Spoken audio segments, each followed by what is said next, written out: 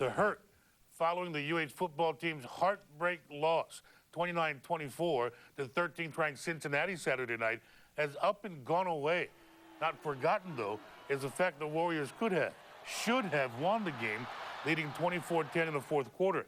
Head coach Greg McMackin, no doubt not happy about the defeat, falling to 7-6.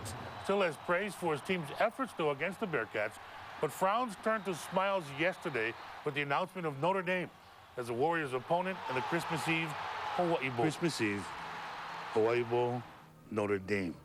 Does it get any better than that?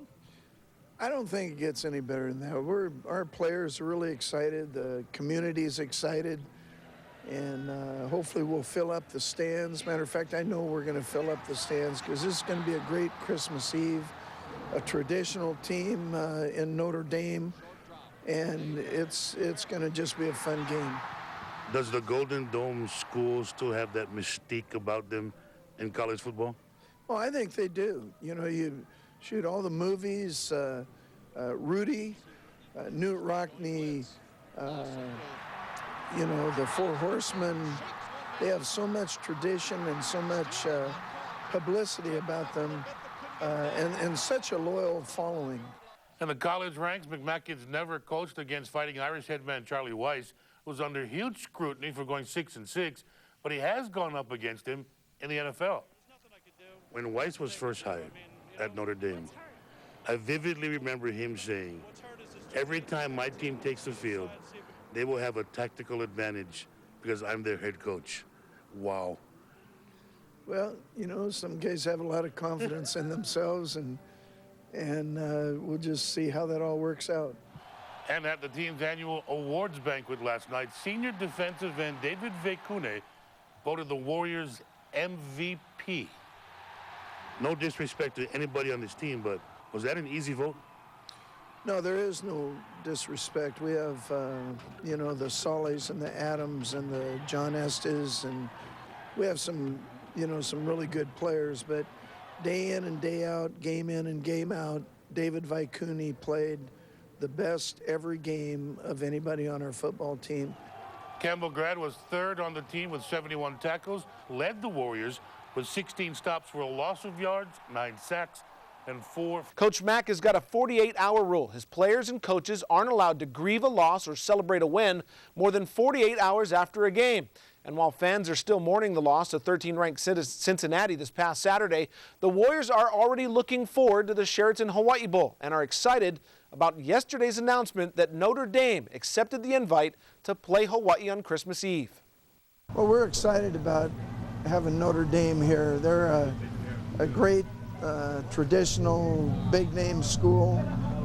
You think of Newt Rockne, you think of the Four Horsemen, all the great things that Notre Dame's done, all the tradition.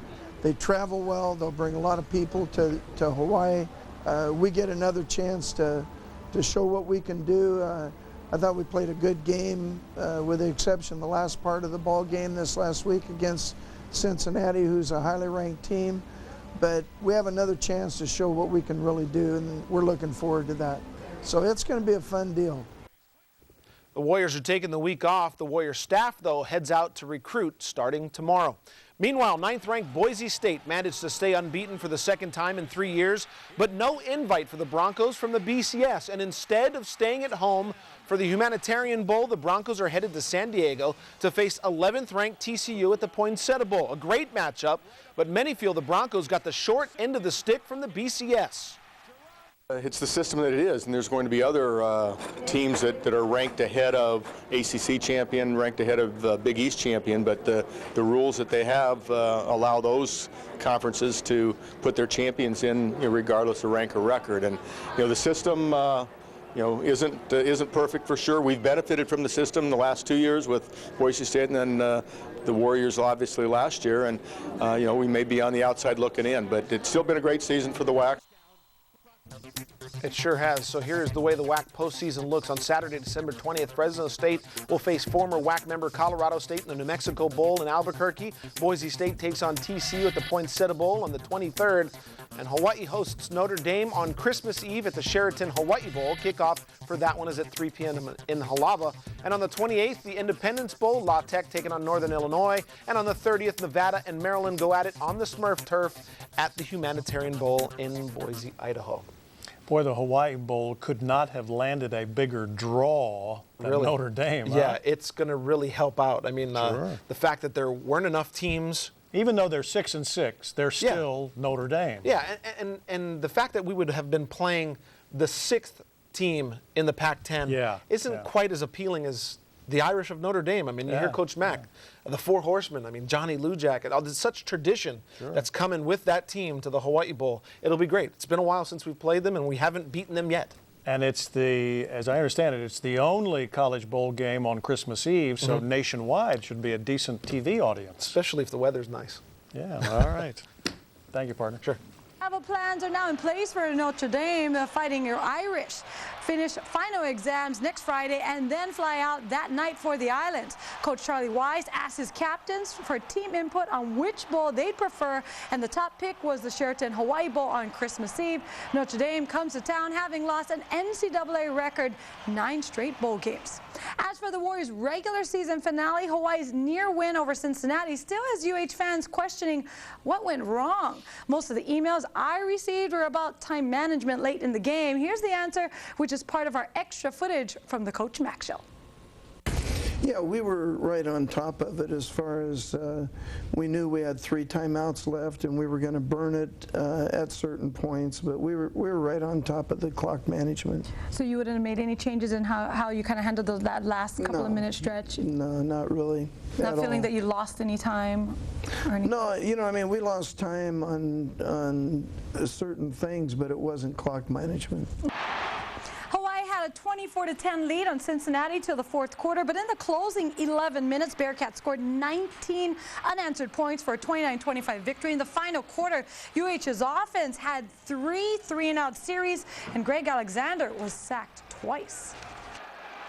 5 sacks now gives Hawaii 49 sacks in 13 games. Are you looking at the protection and thinking there's something that we need to do differently, or is it just a matter of rhythm for Hawaii's offense? I think if you really look at it, about 3/4 of our sacks were in the first part of the season. So I'm not, I mean, in the off season, we're going to look at everything and improve everything. But I think a lot of it is pre-early season. The University of Hawaii football team can now prepare for the Sheraton Hawaii Bowl after learning they will play Notre Dame at Aloha Stadium. K5's Jason Tang joins us live now with more on the Warriors' upcoming bowl game. Well, you can forget Santa Claus Steph, especially because you've been naughty. Nationally revered Notre Dame is coming to town on Christmas Eve. K5's Brian Ojima caught up with some fans on campus today and got their reaction to the upcoming match on December 24th.